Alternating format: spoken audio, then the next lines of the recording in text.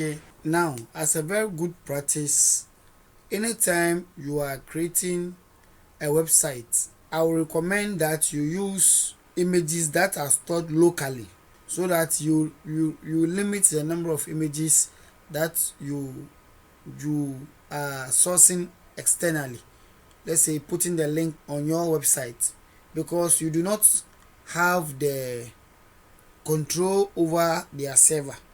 If their server goes down, that image will not be showing. So it is always important to get the images locally on your device. That means you get them, if you are downloading them, download them on your device, so that you can easily cite them or call them easily, okay, or reference them easily. One practice is to create an images folder. If you are using videos, create a video folder, so that everything will be in order. All your directories will be in order. If you are looking for flash video, you know where you are going to. If you are looking for images, you know which folder to select it from. If you are looking for audio, you know where to go, okay.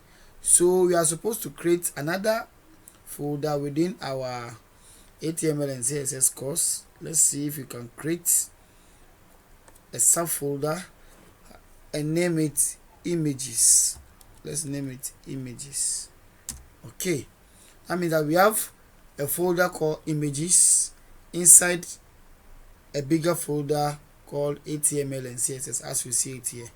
So all our images, will store them in this images folder, so that everything will be in order. The moment we open our folder, we have all our information concerning the website.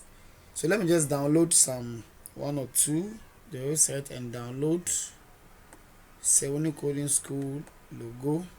Now the right way to download an image, okay, if the image is on the internet, if you click on the image as such, let the image load completely. To avoid getting blurry images, you right click, you save image as, don't copy, save image as, because if you copy it, it will still be hosted on, let's say, Facebook, and you don't have control over Facebook, like I said. So save it locally on your device. So let's look for the folder.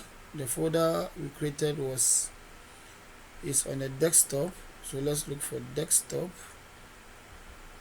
On the desktop, it was this, and inside it we have images. So we are going to save it inside this particular, we can give it a name and say logo, and then click on save. It will download it. As you see it has finished downloading. Let's get another. Maybe if this doesn't fit properly, it's our old logo. Let's go through, let's explore and get, let me use this, and then take note of this. On the desktop, in this folder, in the images folder, there is save as well. So we've downloaded all three images locally, so now they are sitting on our machine. Now we don't care whether the site we copied them from goes down or it doesn't go down. We do not care about it. We will still have we still have the images we would like to use. So now I can confidently close this, close all these links.